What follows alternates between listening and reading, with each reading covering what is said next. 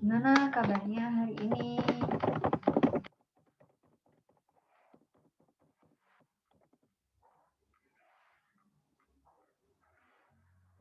Siapa nih? Aulia, Raffi sama Rashid. Oke. Alhamdulillah. Oke.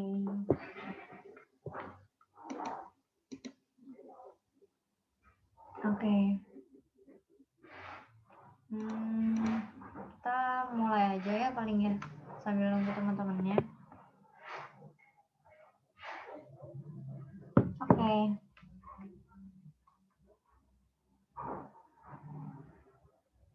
Assalamualaikum warahmatullahi wabarakatuh. Selamat siang teman-teman semuanya. Alhamdulillah kita bisa ketemu lagi ya untuk belajar bersama. Harapannya ini jadi pertemuan terakhir kita di program ini ya. Semoga dengan pertemuan kita sebelum-sebelumnya banyak yang bisa didapetin dan bisa membantu teman-teman nanti pas ngerjain UTBK gitu ya, dan maupun nanti di jenjang perkuliahan gitu. Oke.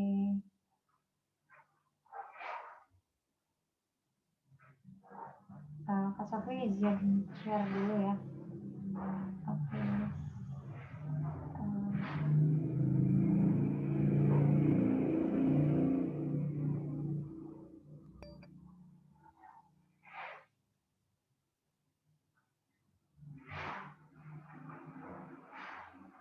Oke.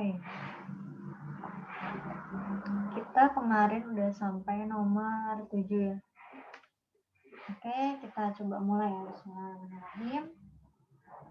Coba teman-teman kerjain nomor 8 ini 3 menit ya. Atau iya 3 menit dulu deh. Coba ya teman-teman kerjain ya.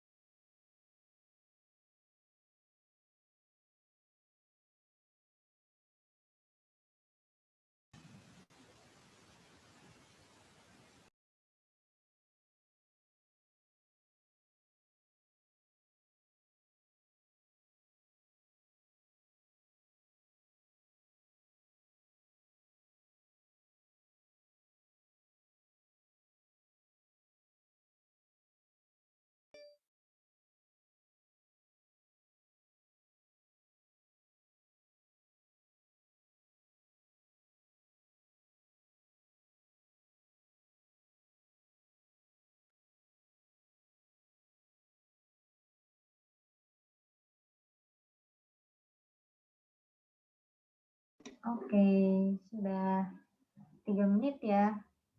Coba jawabannya apa? Jawabannya apa?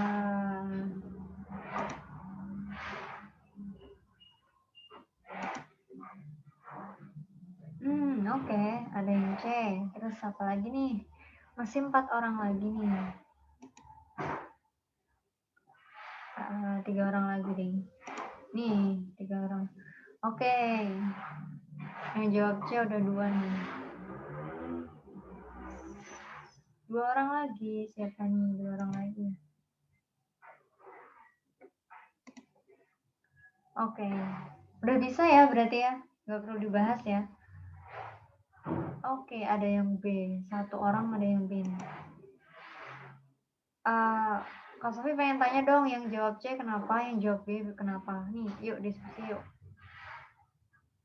Boleh ngomong 1 orang.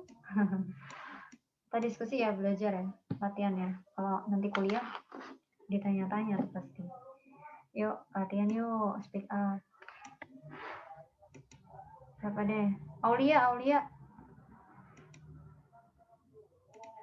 Aulia tadi milih apa? C. Kenapa milih C?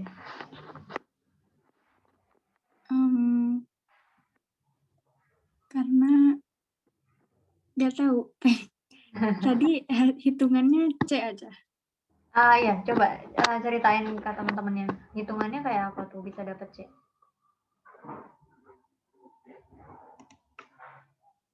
Yuk kita sharing ya, supaya diskusinya enak nih. Yuk. Santai aja, nggak usah takut salah ya. Oke. Mungkin ada yang mau membantu? Ada yang mau membantu Aulia? Kenapa jawabannya C? Rashid mungkin ya? Rashid. Oke. Kalian sukanya diem-diem ya? Oke deh. Karena ada yang salah, tadi aku jawab ya berarti ya. Jadi sebenarnya cara gampangnya gini loh.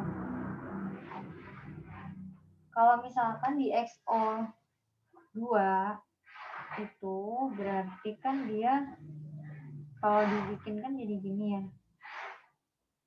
Sorry. Gini nih.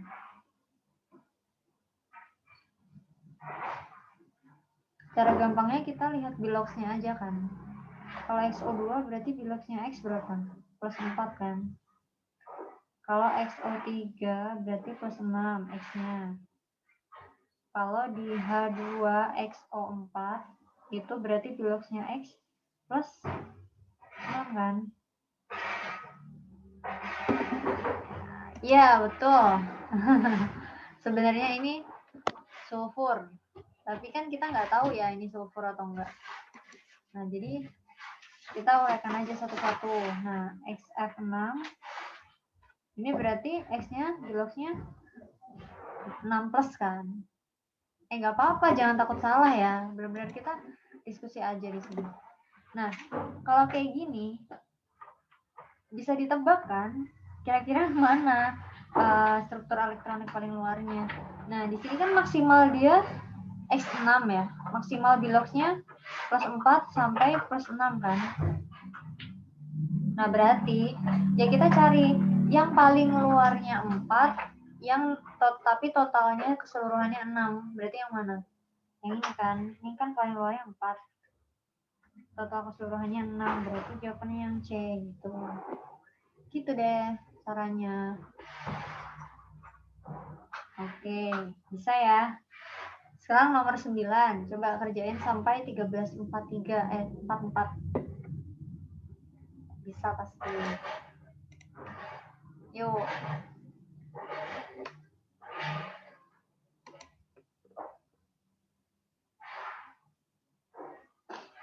Di bawah ini reaksi yang tidak memproduksi karbon hidroksida adalah tidak ya, tidak memproduksi CO2. Siapakah dia? Reaksi yang mana ya?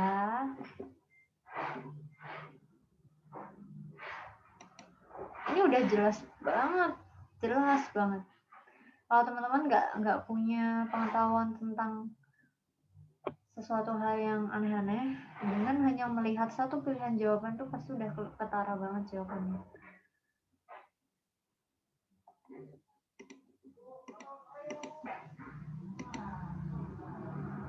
Coba di polling jawabannya apa nih? Oh, ada yang D. Ini gampang banget, sumpah. Ini gampang, kalian bisa pasti. Ini ngelihat gitu aja udah ketahuan. Gak perlu pengetahuan umum apapun ini. Ini hanya pure tentang apa yang udah diajarin ke teman-teman. Pas di kimia organik. Di organic chemistry.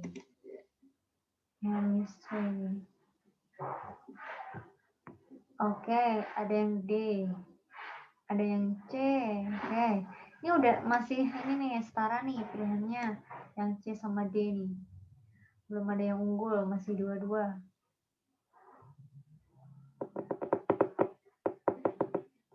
Berapa orang sih? 6 ya? 5 ya? Tuh 2, 3, 4, 5 ya. Oke, nih siapa nih? Satu lagi nih penentu nih. Oke, jadi C sama D ya pilihannya. Nah, jadi teman-teman tuh nggak perlu pengetahuan yang banyak sebenarnya untuk menjawab soal ini. Hanya dengan melihat satu aja pengetahuan tentang kimia organik ya. Teman perhatiin nggak? Nih, di reaksi yang C, oksidasi etanol menjadi asam etanoat. Itu kan dia nggak menghasilkan CO2.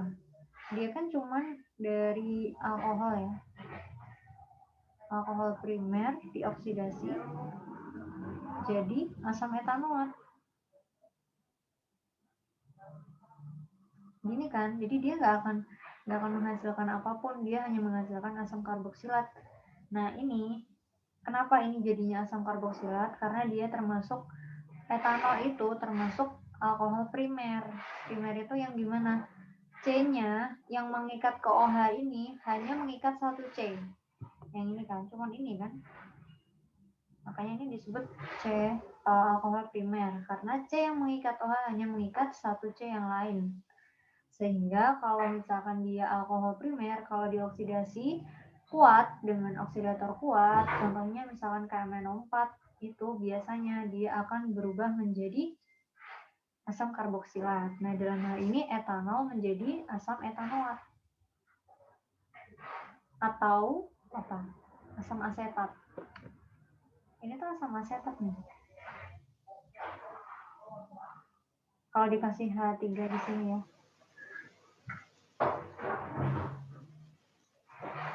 Gitu. Udah sesimpel itu. Nah, kalau pengen tahu yang A itu kan metana. Metana itu termasuk hidrokarbon. Nah, kalau hidrokarbon itu kalau dibakar mau hidrokarbon apa? Nggak harus ngulang ini lagi kan? Enggak. Itu datanya udah masuk semua, tinggal lanjut aja. Masih ke sini lagi. Finish registering aja. Nih. Iya. Itu nanti kalau misalnya ada dari awal, Bapak geser-geser aja terus sampai ke akhir, itu udah diisi semua datanya.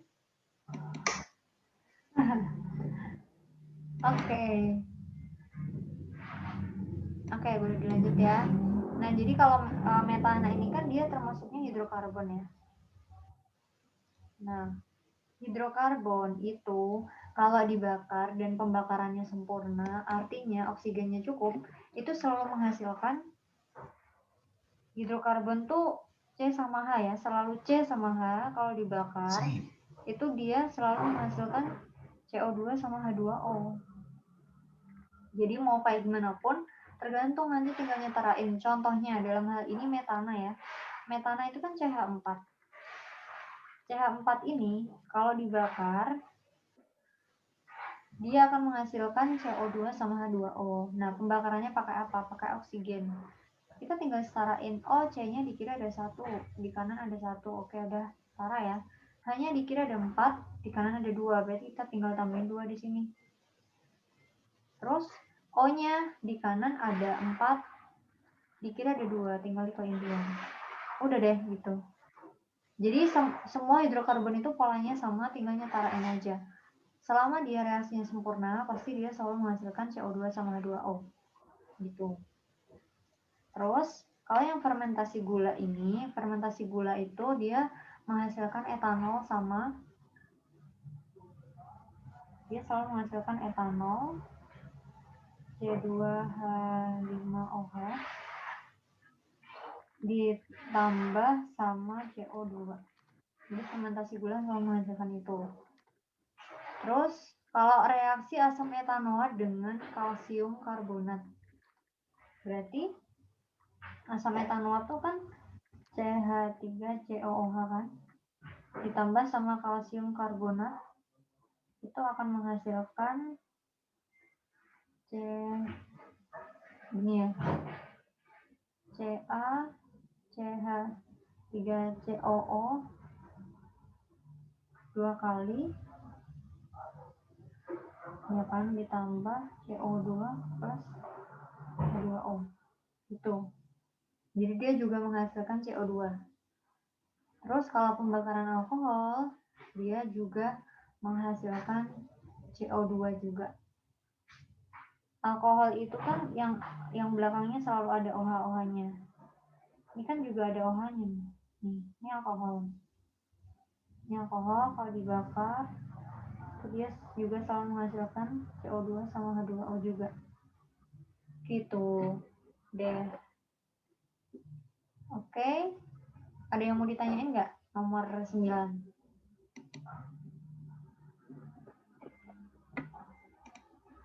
Ada yang mau ditanyain?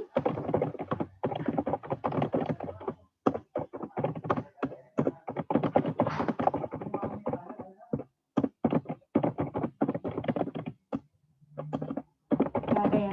Oke. Oke. Sekarang nomor 10. Coba kerjain sampai 13.51 deh. 13.51. 13.52 deh. 3 menit ya. Coba.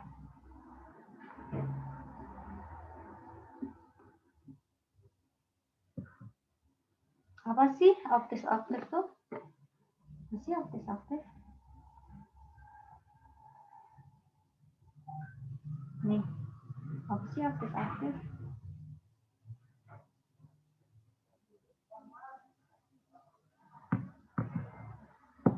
Apa sih optis-optis?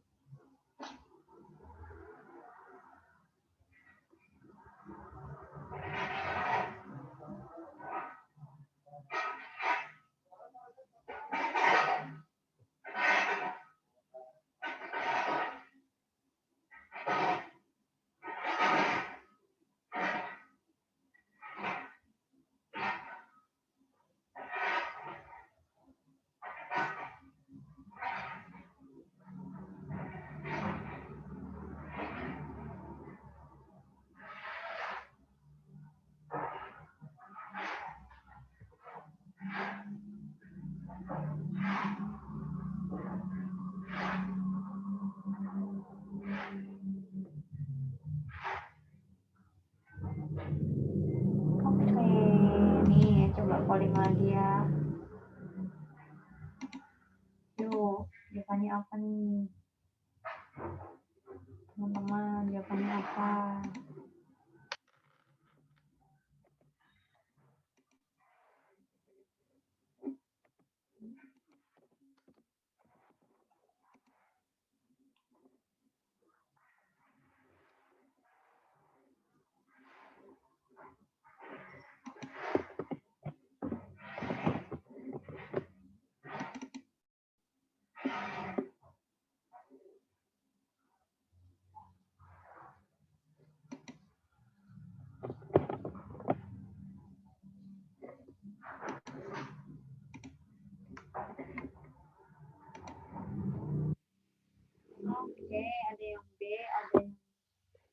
Ada lagi.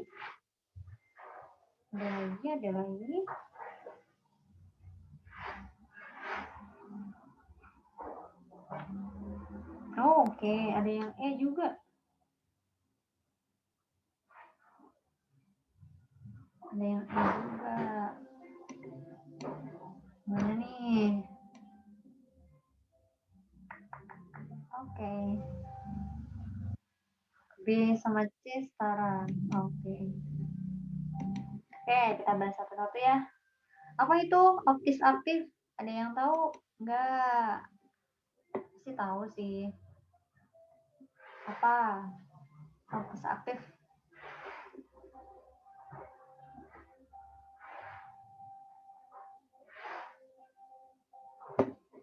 Nah, optis aktif itu sebenarnya kata kuncinya ada di C yang kiral. Jadi atom C yang kiral. Nah, C yang kiral itu apa? C yang mengikat 4 tangan beda. Jadi ini beda semua yang diikat sama dia.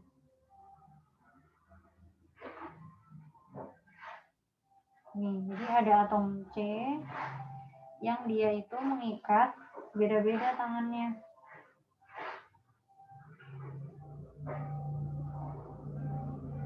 Jadi 4 tangannya itu ikatnya beda-beda semua. Gak ada yang boleh sama satupun. Nah, kita tinjau nih dari A. A itu gimana strukturnya kalau kita gambar? Oh, berarti gini ya.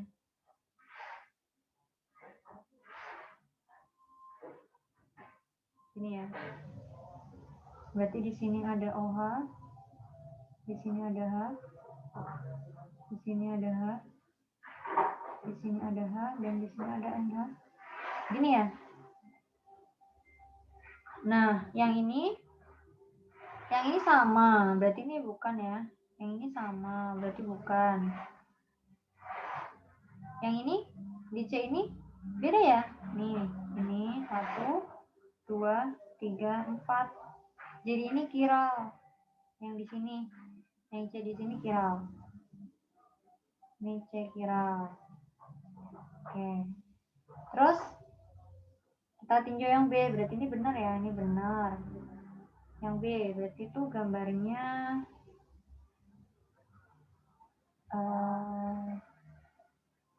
C, COH. Berarti ada H-nya 3 ya. Di sini ada H, di sini ada NH2. Oke. Coba ini. 1, 2, 3, 4. Jadi dia ngikat beda ya. 4 yang berbeda kan di situ. Jadi ini benar ya, C-nya kiral.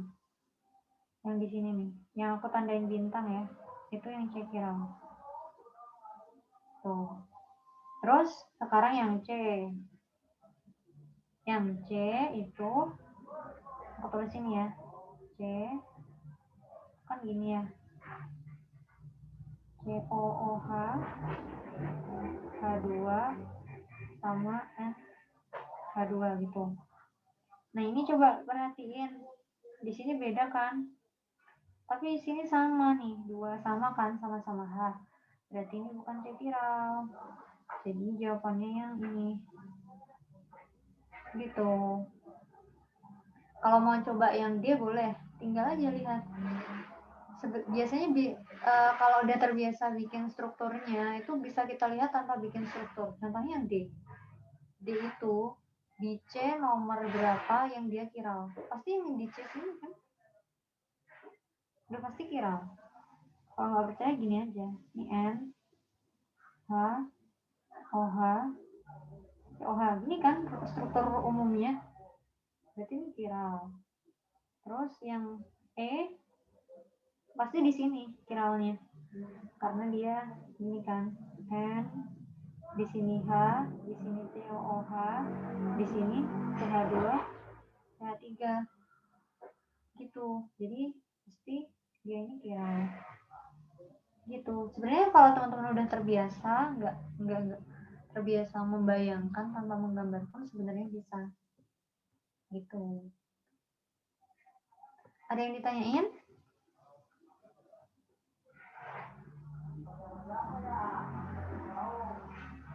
Enggak ya. Oke, sekarang nomor 11. Ini 1 menit cukup deh, sampai 13.58.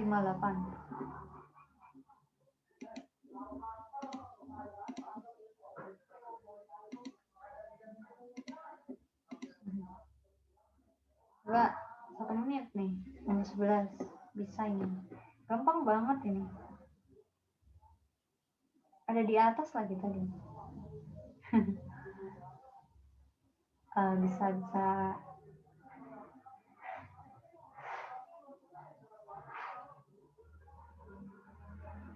Oke, udah ada yang jawab nih 1 orang. Yang lainnya? Yuk sampai 13.58. Ini udah 13.58. Oke, bisa semua berarti ya.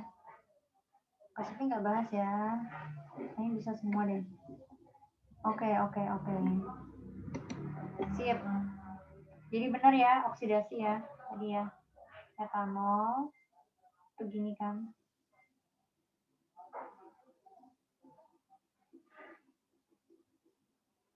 Dioksidasi jadi asam etanoat. Udah. Iya kan ini. Kalau dehidrasi itu apa? Dia tuh penghilangan air ya. Penghilangan molekul air. Contohnya dari alkohol jadi alken. Jadi alkena itu contoh reaksi dehidrasi. Kalau reduksi ya kebalikannya. Kebalikannya ini reduksi. Ini oksidasi.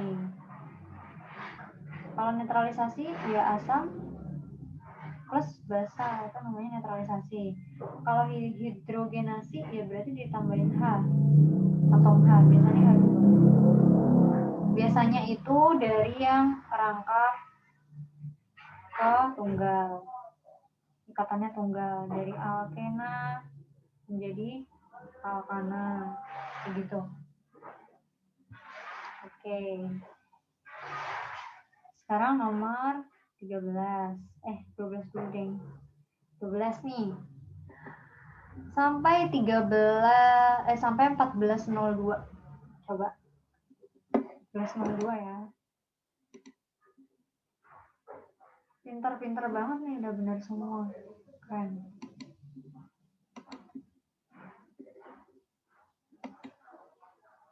Ya.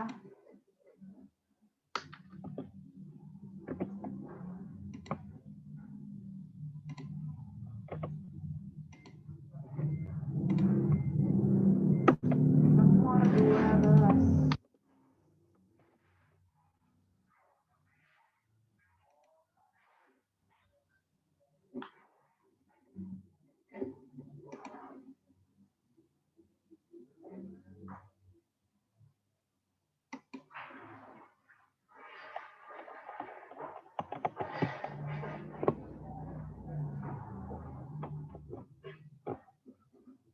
Gak ada yang jawab, boy.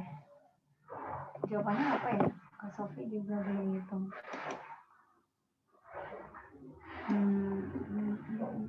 Pintar nih, cepet-cepet ngitungin. Benar yang ini. Udah bisa semua ya, dilewatin aja ya. Kayak ini. Ayo, ditungguin yang lainnya. 3 orang sudah menjawab dengan benar. Ditunggu 8 orang yang lainnya. Wah, benar. Mantap. Keren kalian. Oke. 4 orang lagi nih. Bisa nih pasti. Oke.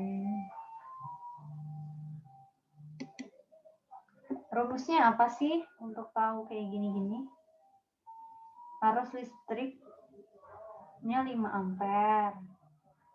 Ada kromium nitrat selama 30 menit.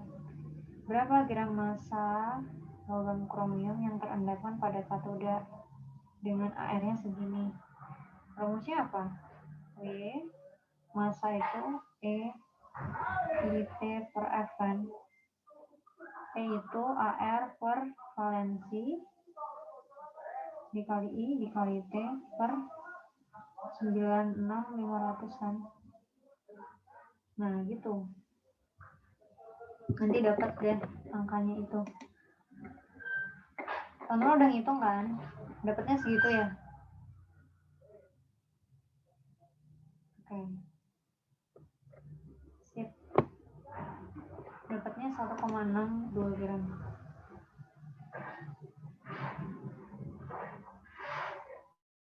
AR-nya tinggal masukin yang ini ya. AR-nya tinggal masukin yang ini. Valensinya berapa? Valensinya 3 kan, ini Cr 3 plus kan. Kalau kromium nitrat berarti 3-nya ini masukin ke sini. I-nya yang ini kan. T-nya yang ini dikonvert ke detik. Terus ini deh masukin. Dapat segini. Itu ya untuk teman-teman yang belum menjawab. Oke, lanjut ya. Sekarang nomor 13. Molekul CCl4 berbentuk simetris dan bersifat nonpolar. Sebab ikatan antara C dan Cl bersifat nonpolar. Hubungan yang benar adalah, coba kerjain sampai 14.07.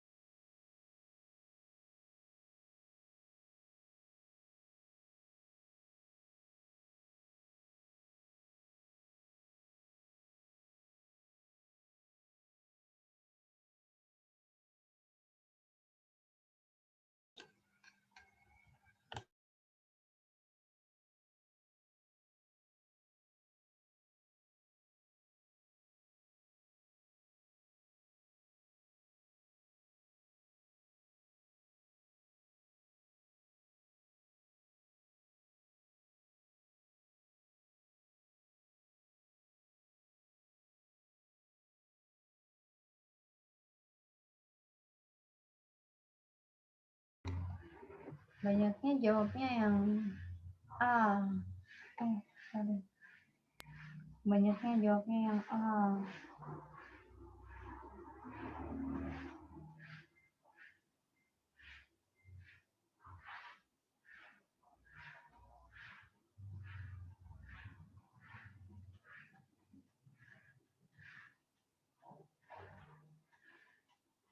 Oke, ada yang D juga.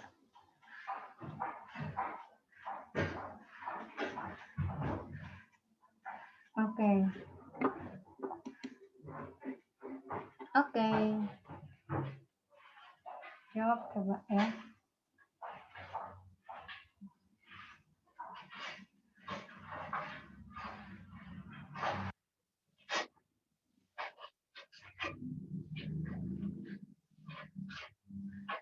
Yang C.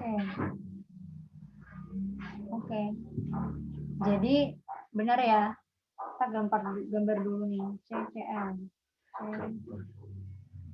Cl4. Gini ya.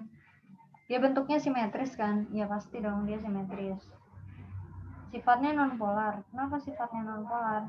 Kalau diperhatiin ya, Cl sama C itu dia lebih elektronegatif yang mana?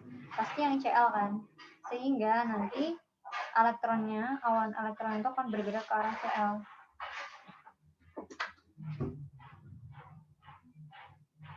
Ini ya. Sehingga momen dibolnya sama dengan 0. Karena ini hilang semua kan. Nah, jadinya dia non polar. Cl itu more elektronegatif ya. Dia lebih elektronegatif. Ini jadi jawab ini benar. Ikatan antara C dan Cl bersifat nonpolar. C dan Cl itu sifatnya polar ikatannya. Kenapa? Karena kan ada perbedaan keelektronegatifan kan? Nih, C sama Cl. Dia polar ikatannya. Jadi ini salah. Alasannya salah, pernyataannya benar. Jadi jawabannya yang C. Itu deh. Ada yang mau ditanyain?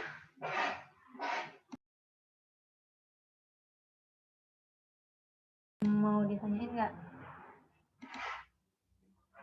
Ya pinter-pinter sih kayaknya ya.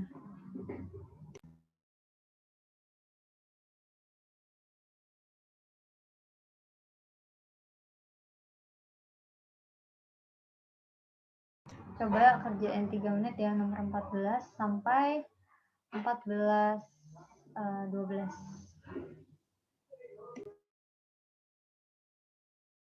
Monggo, silahkan dikerjakan.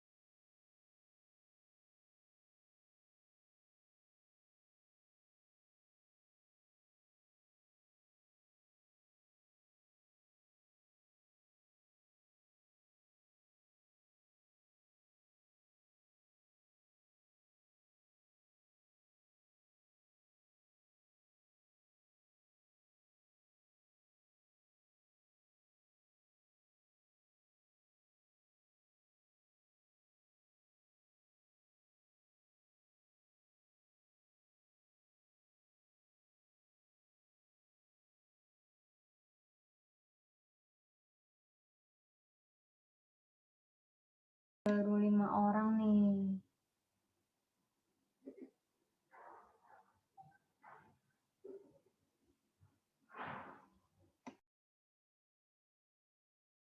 Dalam 14.12 ya. Oke. Jadi HCl itu dapat dibuat dengan cara memanaskan NaCl dengan H2SO4. Tetapi Hi tidak dapat dibuat dengan cara memanaskan NaI dengan H2SO4. Kira-kira kenapa?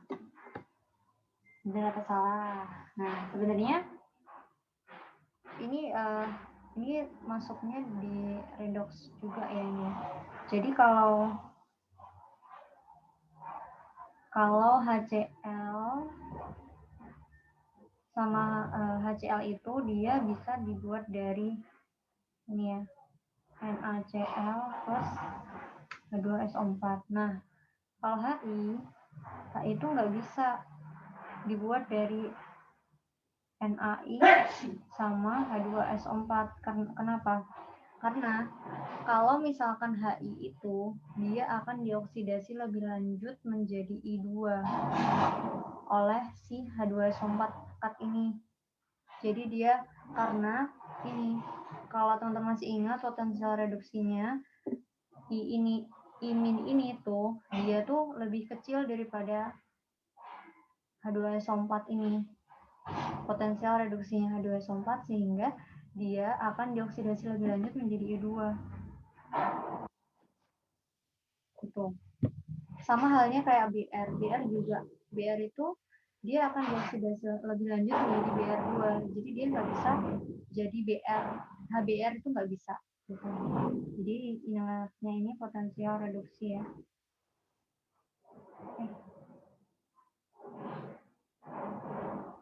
Potensial reduksi. Gitu. Berarti ini jawabannya benar ya. Terus HI merupakan asam kuat. Benar, HI itu merupakan asam kuat. Kalau teman-teman masih ingat, kan di dalam ada asam halida ya. Asam halida itu kan golongan H sama golongan halogen. Itu namanya asam halida. Ada HF, terus HCl, HBr, HI gitu ya.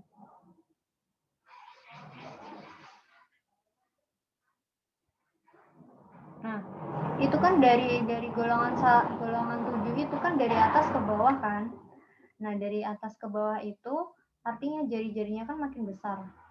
Nah, kalau jari-jarinya makin besar artinya ketika berikatan itu kan dia jari-jarinya makin besar sehingga hanya tuh kan lebih mudah lepas dibandingkan ketika berikatan dengan F atau Cl atau Br. Jadi HI itu dia asam yang paling kuat dalam asam halida gitu karena efek jari-jari tadi. Karena dia besar molekulnya sehingga dia lebih mudah lepas. Nah, indikator mudah lepasnya H ini yang dikatakan sebagai indikator di asam kuat. Gitu. Jadinya yang paling kuat itu ya si HI ini. Gitu. Jadi ini benar. Tapi keduanya tidak menyatakan hubungan apapun ya. Ini nggak ada hubungannya sama ini. Jadi jawabannya yang B itu.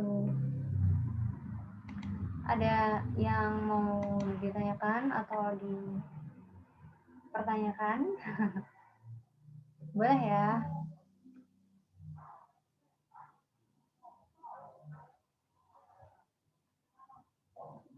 Ada nggak? Lanjut ya. Oke, lanjut nomor 15.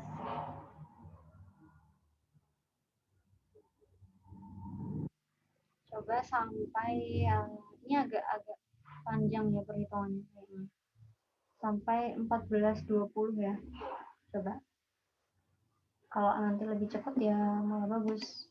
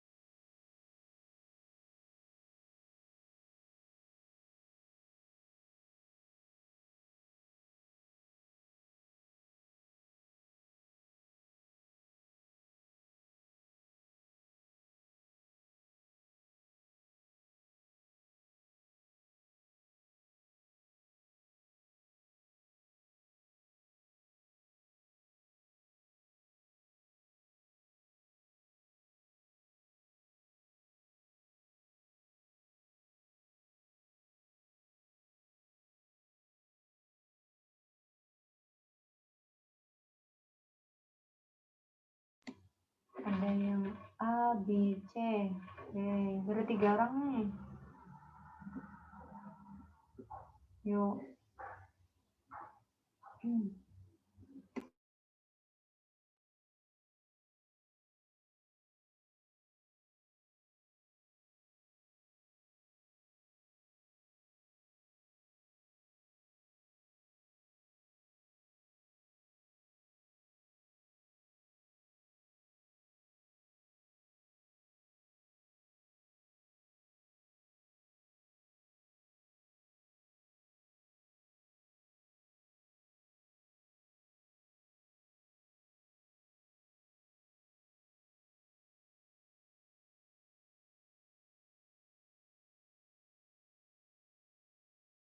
Baru 3 orang nih.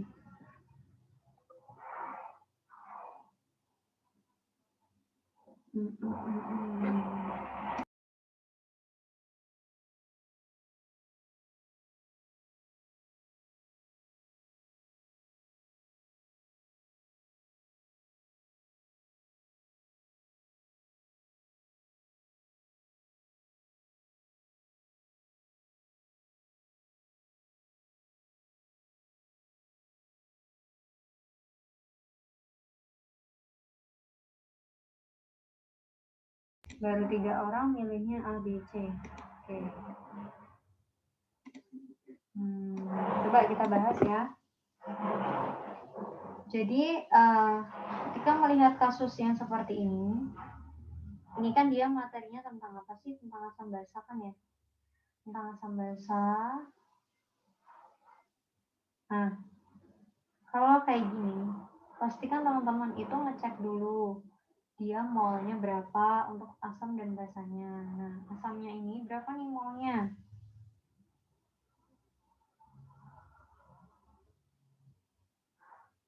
50 dikali 0,1, 5 milimol ya.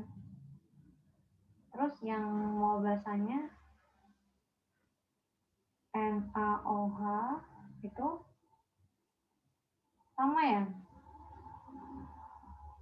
Nah, terus ini valensinya sama-sama 1 kan. Kita posisinya.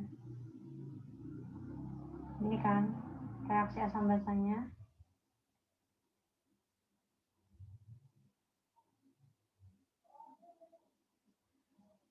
Ini mula-mula reaksi sisa. Nah, berarti di mula-mulanya itu ada 5 milimol CH3COH dan 5 milimol NaOH. Oke, ini belum ada ya produknya. Terus reaksi pembatasnya siapa? Ya keduanya ya. Karena 5 dibagi 1 juga 5. 5 dibagi 1 juga 5. Berarti ini sama. Ini habis semua berarti. Di sini kan koefisiennya 1 semua nih. Jadi ini sama-sama 5. Oke. Berarti yang di sini yang dihasilkan garamnya ya. Dan ininya habis semua. Berarti ini masuknya hidrolisis garam. Itu ya. Ini berarti hidrolisis garam. Oke.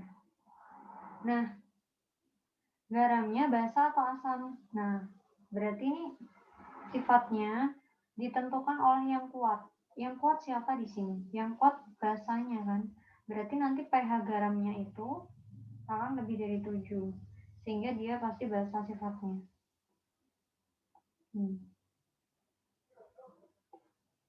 Nah, ini pasti nomor 1 benar. Karena yang dominan kan basanya NaOH. Berarti nanti pH garamnya pasti lebih dari 7. Nah, terus ngecek pernyataan yang nomor 2. pH larutan asam sebelum dititrasi adalah 3 ya, tinggal dihitung aja. Kalau ngitung pH asam lemah konsentrasi H+ sama dengan akar Ka dikali konsentrasi asamnya kan. Tinggal masukin 10 pangkat min 5 dikali 10 pangkat min 1. 10 pangkat min 3 kan. pH-nya sama dengan min log konsentrasi H+ sama dengan min log 10 pangkat min 3 sama dengan 3 pH-nya. Berarti ini benar, pH-nya 3. Terus konsentrasi CH3COONA adalah 0,05. Nah, kita taunya gimana? Kan kita cuma tahu mol nih. Mol kan? Berarti kita perlu nyari konsentrasinya. Konsentrasi CH3COONA sama dengan mol dibagi volume total kan? Molnya berapa? Molnya 5 milimol. Volume totalnya berapa? 50.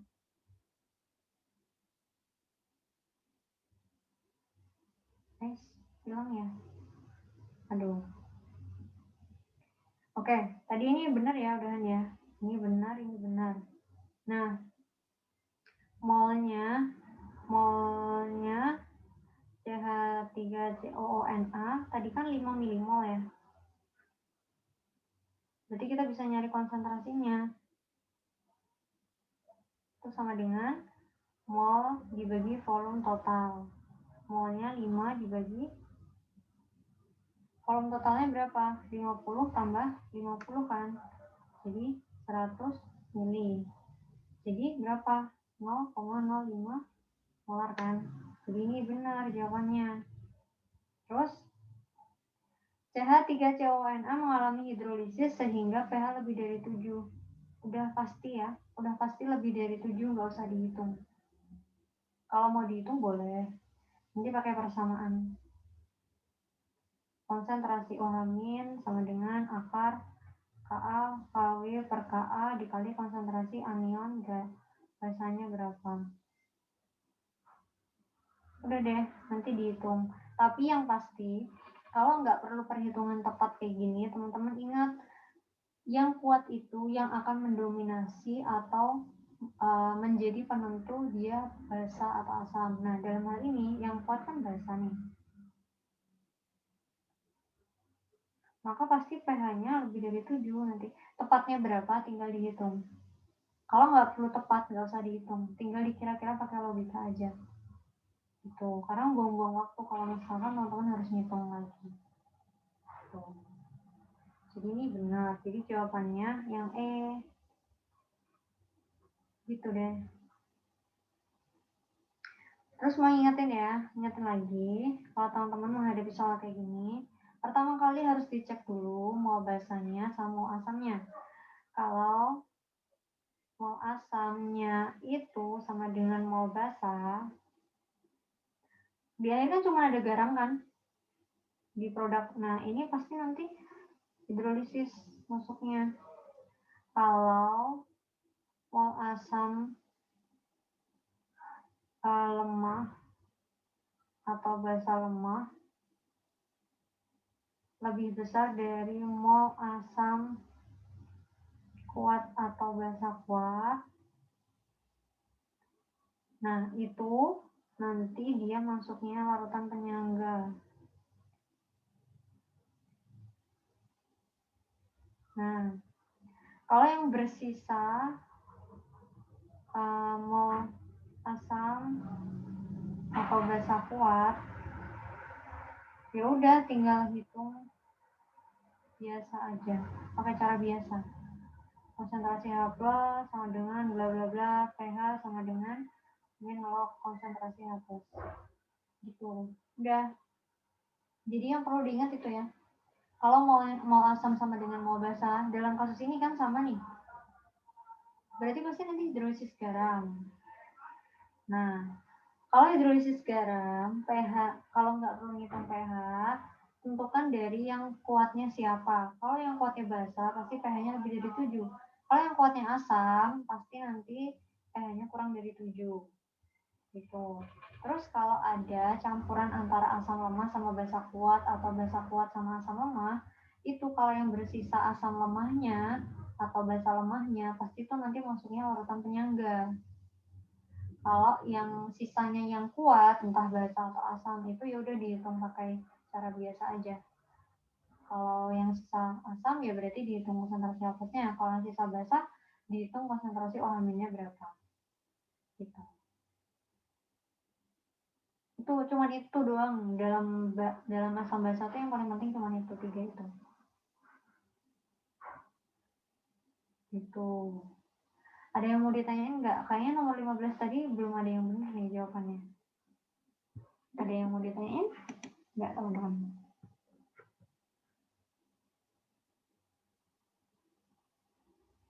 Ada? Cukup? Boleh dilanjut atau gimana? Oke, lanjutin ya. Coba nomor 16 sekarang. Sampai 14.32 ya.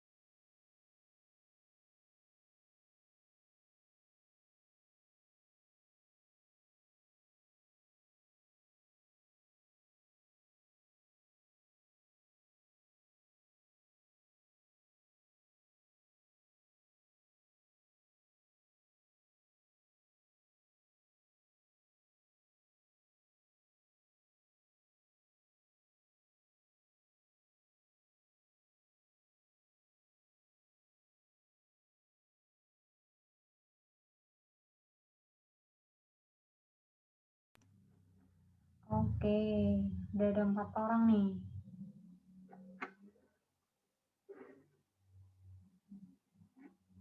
Oke, udah 14.32.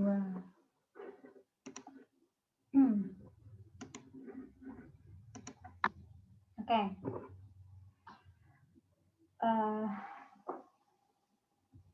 Nomor 16 ya. Pernyataannya benar tentang ion klorida dibandingkan dengan atom klor dan atom argon adalah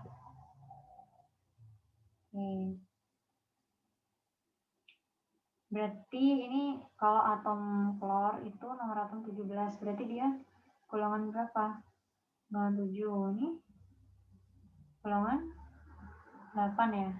Berarti ini golongan 7, ini golongan 8. Berarti gini ya. Cl sama Ar. Nah, kalau dalam periode itu jari-jari itu semakin dari kiri ke kanan tuh dia semakin kecil kan, karena dia semakin bertambah banyak elektronnya tapi kulitnya tetap, jadi makanya jari-jarinya kecil, makin tertarik ke inti. Nah terus jadi di antara Cl sama Ar itu yang lebih besar itu yang Cl kan, ini lebih besar. Nah Cl sama Cl min itu lebih besar yang mana? Lebih besar yang Cl min, karena Cl min itu kan dia berarti punya konfigurasi gini kan, sama-sama elektronnya jadi 18, nah ini elektronnya 17, 18. Nah berarti nanti urutannya gini, Cl min itu akan lebih besar daripada Cl gini urutannya. Jadi Cl min akan lebih besar dia daripada atom Cl dan Ar. Gitu deh. Ada yang ditanyain? Ada atau tidak? Teman-teman?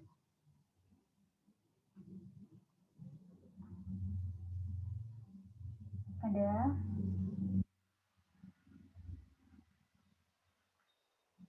Enggak. Oke. Sekarang lanjut ke nomor 17. Kerjain sampai 14.38. Coba ya. 14.38.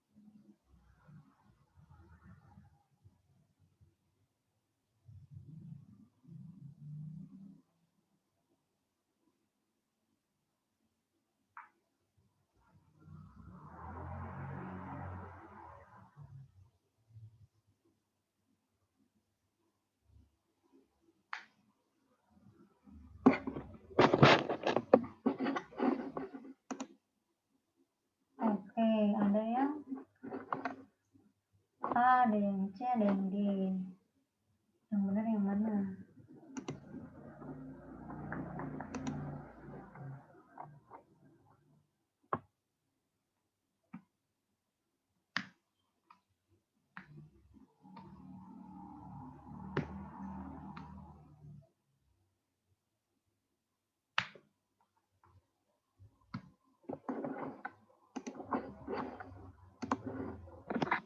Oke. Ada yang mau cerita dapetinnya gimana caranya nomor 17?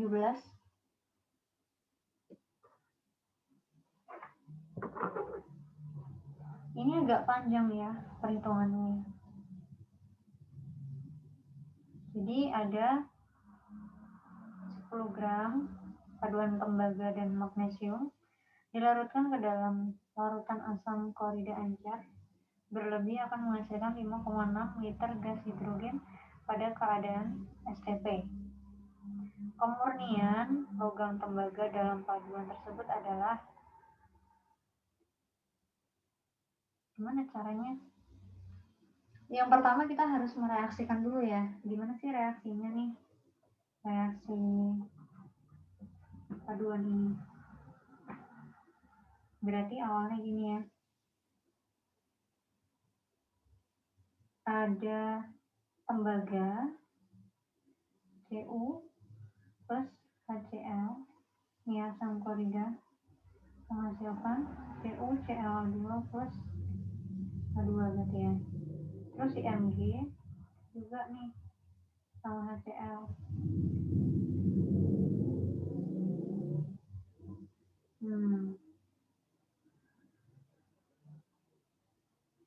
Gitu ya. Nah, terus ini dari reaksi ini kan dihasilkan 5,6 ini 5,6 liter kan totalnya. Oke. Berarti kita kondisinya dalam STP, berarti kita bisa hitung molnya kan. Mol H2 berarti 5,6 liter dibagi 22,4 liter sama dengan seperempat ya. Gitu. 22,4 dapat dari mana? Nah, kondisi STP ini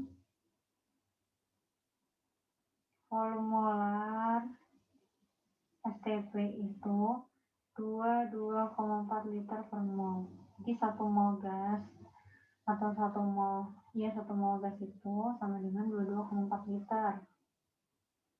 Terus kita dapat karena sekarang total dari massa dari Cu sama massa sama dari Mg itu sama dengan 10 gram kan. Berarti kita bisa pakai cara gini. MCO itu misalkan kita asumkan X. Kalau MMG berarti 10 min X kan. Oke, nah setelah itu kita tinggal ini cari aja nih. Kan molnya setara nih. Ingat, molnya setara kan. Kita bisa masukin berarti kita cari mol, ini kan kita taunya molnya kan. Jadi kita harus cari mol dari Cu sama Mg. Mol Cu sama dengan kita X ya nih asumsinya. X per berapa AR-nya? 63,5. Terus molnya Mg itu sama dengan 10 min X dibagi 24. Terus masukin. Berarti MCU ditambahkan NMG itu sama dengan molnya dari H2 tadi. Keseluruhan 5,6 tadi ya. Oke, terus tinggal dimasukin.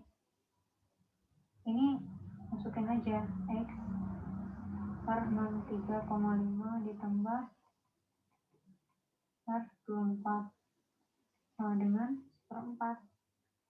Terus disetarain dikali silang gitu-gitu, coba dapatnya berapa X-nya? Ada yang sudah menghitung? Tadi yang sudah dapat jawaban berapa nih? Ini jangan lupa disetarain ya tadi yang ini. Nggak terlalu ngaruh sih tapi. Sini. Berapa?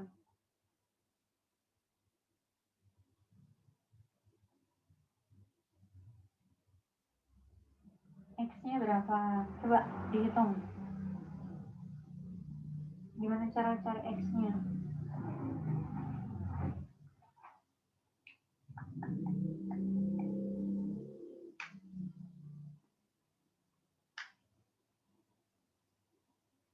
Kak Sofi dapatnya 6,4. Kalian berapa?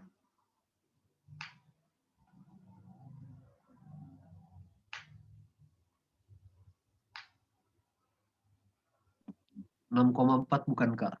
Ya, betul. Aku juga 6,4. Sip. Keren. 6,4 ya. Oke, terus berarti kita tahu sekarang, kita tahu masanya kan? Masanya siapa? Masanya CU ya. Berarti masanya MG kita bisa hitung ya. 10 min berapa nih? 6,4 ya. Sama dengan 3,0 gram kan. Nah, terus yang ditanyain kemurnian logam tembaga dalam paduan. Kemurniannya berapa? Berarti tinggal persentase aja nih. Persentase CU sama dengan masanya CU dibagi massa total dikali 100%. Jadi berapa? Berarti 6,4 per 10 dikali 100 ya. 64% ya. Mungkin ini kali ya biasanya. Tuh. Sekitar 64% kemurniannya. Kayak ini aku Kak Sofi tadi sekilas lihat kunci jawabannya ya. Pembahasannya. Kayaknya agak sedikit ngawur deh sama pembahasannya. Dia langsung masukin aja, padahal kan H2-nya itu kan gabungan dari dua reaksi kan, jadi nggak boleh langsung terus langsung gitu, harus diuraikan satu-satu dulu seperti ini gitu. Jadi ini kayaknya ada yang nggak ada jawabannya ini, atau teman-teman punya pendapat lain yang ada jawabannya ini. Kalau menurut Kak Sofi sih kayak gini gitu. Jadi nanti kalau teman-teman menghadapi soal kayak gini, dimana yang dihasilkan itu dari gabungan dari dua reaksi, contohnya ini kan ada reaksi CU sama Mg kan, nah itu kan gabungan dua reaksi kan H2-nya, nah berarti kita harus nambahin kayak gitu, gak bisa langsung kita nentuin bahwa H2 itu kayaknya punyanya CU aja deh, padahal kan H2 punyanya CU sama Mg, jadi kita harus gabungin molnya semuanya gitu. Gak bisa langsung pakai salah satu aja. Soalnya kalau di pembahasan itu cuma pakai salah satu, jadi gampang. Tinggal masukin aja, gampang. Tapi kan ini kasusnya bahwa H2-nya itu dihasilkan dari dua reaksi antara Cu dengan HCl dan antara Mg sama HCl. Gitu. Oke. Ada yang mau ditanyain?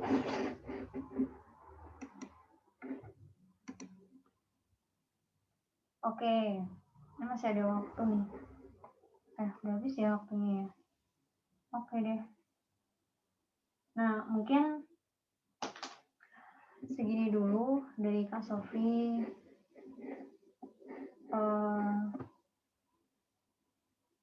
Semoga bisa membantu teman-teman semuanya. Ini jadi pertemuan terakhir kita ya di program ini. Semoga kita bisa ketemu lain waktu dalam acara yang berbeda. Kalau ada yang mau masuk ITB ya barangkali nanti kita bisa sharing-sharing mungkin ya. Gitu. Oke, ada yang mau ditanyain nggak sebelum ditutup kelasnya?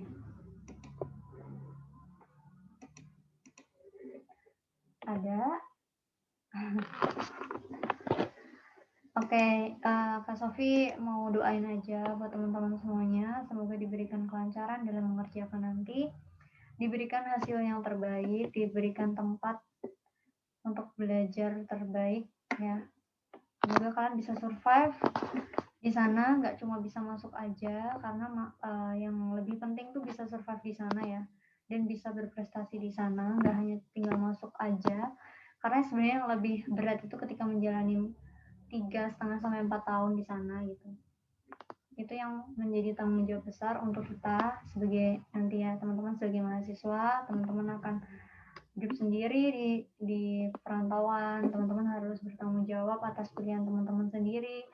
Nggak hanya sekedar kalian kuliah, tapi teman-teman juga punya tanggung jawab sebagai agent of change-nya Indonesia ya. Nanti teman-teman jadi mahasiswa, teman-teman harus banyak berkontribusi untuk saudara-saudara kita yang kemungkinan belum bisa beruntung untuk bisa kuliah seperti kalian gitu. Pesan Kak Sofi itu aja, semoga lancar, dimudahkan, diberikan yang terbaik. Dan Kak Sofi minta maaf kalau selama 4 pertemuan ini ada kata-kata yang kurang baik atau sikap Kak Sofi yang kurang baik yang teman-teman rasakan. Kak Sofi minta maaf dan terima kasih sudah mau mendengarkan dan mau diskusi dengan Kak Sofi. Paling gitu aja ya buat pertemuan hari ini.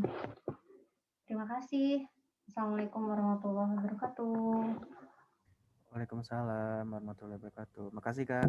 Oke, semangat. Nanti kabarin ya kalau keterima-terima di mana. Oke. Amin, siap Kak. Oke, assalamualaikum. Salam. Izin end meeting ya.